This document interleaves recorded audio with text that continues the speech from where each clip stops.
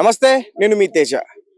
Middle east countries లో ఏదైతే war జరుగుతుందో ఇరాన్ కి, ఇజ్రాయెల్ కి, అలాగే యుఎస్ కి, దానికి సంబంధించి ఇరాన్ హర్మోజ్ జలసంధి ఎక్కడైతే ఉందో ఇతర దేశాలకు పూర్తిగా ట్రేడింగ్ జరిగే పెద్ద పెద్ద షిప్పుల నుంచి ఆ జలసంధిని మూసేయడం అయితే జరిగింది. అలాగే అక్కడి నుంచి ఏ అయితే షిప్స్ వస్తున్నాయో, వార్ షిప్స్ కావచ్చు, ఇతర ట్రేడింగ్ షిప్స్ కావచ్చు, వాటిపైన అటాక్స్ చేస్తా ఉన్నాయి. అయితే గల్ఫ్ కంట్రీస్ నుంచి మన భారత్ కి ఒక 20 to 25% అక్కడి నుంచి క్రూడ్ ఆయిల్, ఇతర వేరే నిత్యావసర సరుకులు ఇవన్నీ కూడా వచ్చే పరిస్థితి అయితే ఉంది. ఇప్పుడు దాన్ని క్లోజ్ చేయడం వల్ల, అలాగే షిప్స్ పైన అటాక్ చేయడం వల్ల ఇప్పుడు భారత్ కి చాలా పెద్ద ముప్పై వచ్చిందంటూ కూడా చెప్తున్నారు. ముఖ్యంగా ఎల్పిజి గ్యాస్ కి సంబంధించి కొరత ఉంది. ఇంకొక 20 రోజులు సరిపడగా మాత్రమే ఇక్కడ ఉంది. దాని తర్వాత ఖచ్చితంగా చాలా ఇబ్బందులు తలెత్తే అవకాశం ఉంటాయంటూ కూడా చెప్తున్నారు. ఒకసారి క్లియర్ గా ఇక్కడ చూడొచ్చు.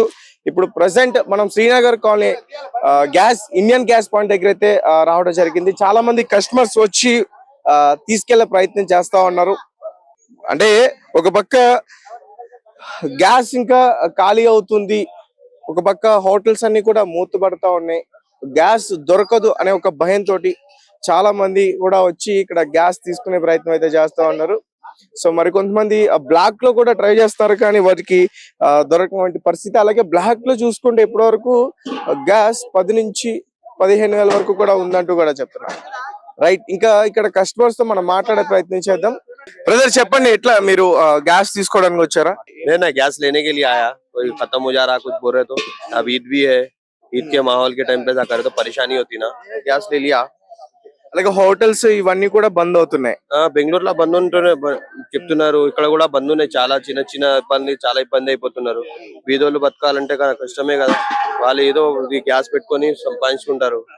దానివల్ల గవర్నమెంట్ హామీ ఇస్తుంది కదా గ్యాస్ కొరత లేదు అని, కానీ ప్రజల్లో ఒక భయం అనేది క్రియేట్ అయ్యి చాలా మంది తీసుకునే ప్రయత్నం చేస్తా ఉన్నారు. ఉంటది కదా, భయం అనేది అయితే ఉంటది. బంద్ అని రాత్రి రాత్రి బంద్ అంటే వాళ్ళ కష్టం అయిపోతుంది కదా. చిన్న చిన్న పిల్లలు ఉంటారు, చెప్తున్నారు. న్యూస్ ఫేస్బుక్ లో నడుస్తుంది. దాన్ని బట్టి మొత్తం జనాలు చూస్తున్నారు కదా. అలాగే కొంతమంది ప్రజలు కూడా మోసపోతున్నారు కదా. అంటే ఈ ఆందోళన వల్ల బ్లాక్ లో చాలా మంది ఎక్కువ రేట్లకు పెట్టి సిలిండర్స్ కొంటా ఉన్నారు. కాదు కదా, బ్లాక్ లో కాదు, ఓటీపీ పెడితేనే ఇస్తున్నారు వాళ్ళు. ఇంకా స్లీప్ ఉంటేనే ఇస్తున్నారు. బ్లాక్ అయితే ఇప్పటివరకు అయితే వినలే నేను కూడా. అయితే మీ దగ్గరికి స్లిప్ వచ్చిందా? ఇప్పుడు స్లిప్ వచ్చిందన్న, నాకు స్లిప్ వచ్చానే నేను వచ్చి తీసుకున్నా. బుక్ చేసిన ఆల్రెడీ 15 days ముంగా బుక్ చేసిన. ఇప్పుడు స్లిప్ వస్తే పోయి చేసిన. ఎప్పుడు 15 days ముందే బుక్ చేసుకోవాలి? కాదు, చేస్తే 2 days లో వచ్చేస్తుంది.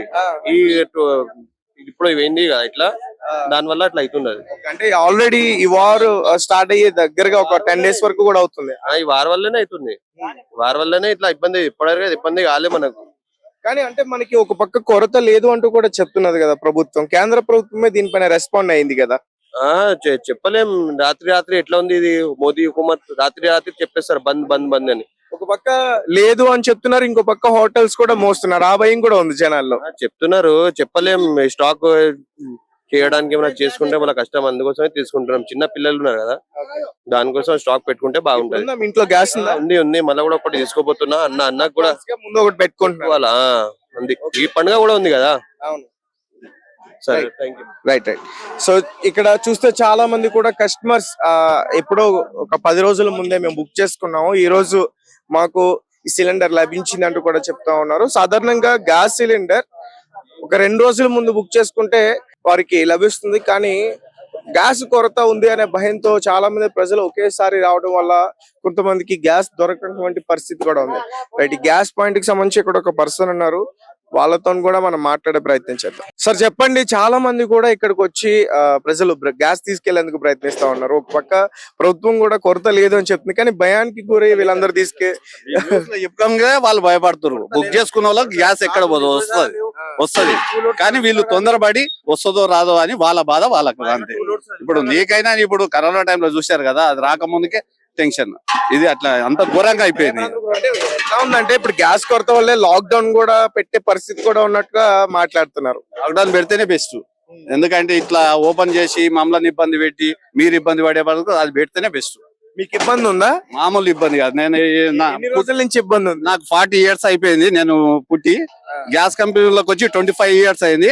నిన్న 3 days అంది నేను అసలు తిండి తింటలేదు, నిద్రపోతలేదు. ఫోన్ స్విచ్ ఆఫ్ చేసుకుంటున్నాయి. నా సిచ్యువేషన్ అట్లుంది. ఓకే, ఎట్లా సరే అంటే ఇప్పుడు సాధారణంగా గ్యాస్ 2 రోజుల్లో వచ్చేస్తుంది బుక్ చేసుకుంటే, కానీ ఇప్పుడు 20 నుంచి 22 రోజుల వరకు కూడా టైం పడుతుందని చెప్తా ఉన్నా. అంటే ఇప్పుడు మనకు కొద్దిగా షాక్ తక్కువ ఉంది కాబట్టి అట్లా పెట్టారు. అంటే ఈ 2-3 రోజుల బుక్ చేసి తీసుకపోతే కవర్ అవుతుంది, కానీ వీళ్ళు తొందరపడి వచ్చకాల మామూలు ఇబ్బంది పెడుతున్నారు. వస్తున్నాయి చాలా మంది అయితే మీరు స్లిప్స్ తీసుకునే వారికి అయితే గ్యాస్ ఇస్తున్నారు. అంతే ఇస్తున్నాం.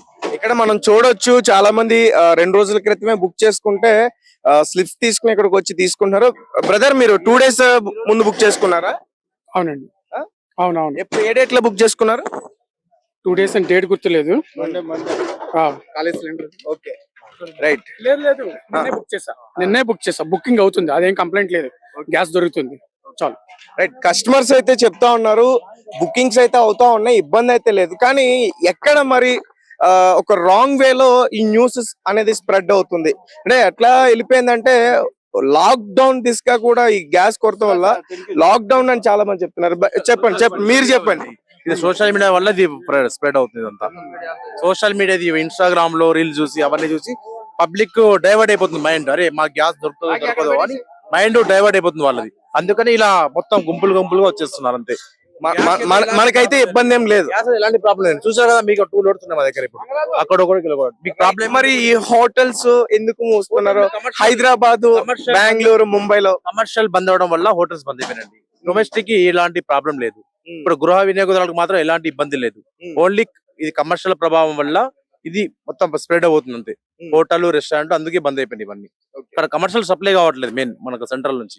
దాని వల్ల ఇది ఇంత ఇబ్బంది అయిపోయింది. కమర్షియల్స్ కూడా సప్లై చేస్తారా? అంటే కమర్షియల్ మా కంపెనీలో ఉండే ఇప్పుడు స్టాక్ ఉండి ఇప్పుడు రావట్లేదు. ఇప్పుడు దాని వల్ల స్టాక్ అంతా ఆగిపోయింది. కమర్షియల్ అన్ని ఏ ఏజెన్సీ లో లేదు కమర్షియల్ స్టాక్ ఇప్పుడు. దానివల్లనే హోటల్స్ అనేవి బంద్ చేస్తున్నారు. దాని వల్ల హోటల్, రెస్టారెంట్ అనేది బంద్ అయిపోయింది అంతే. దాని వల్ల ప్రాబ్లం. గృహ వినియోగదారులు మాత్రం ఎలాంటి ఇబ్బంది లేదండి. చూసారా కదా, ఈ రోజు బుక్ చేసుకుంటే తీసుకెళ్తున్నారు కస్టమర్స్ మా దగ్గర.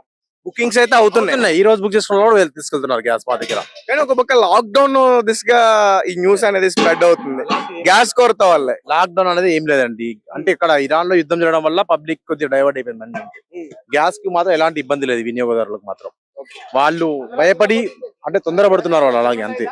దాని వల్ల కొద్దిగా ఇబ్బంది పడుతున్నారు అంతే ప్రజలంతే.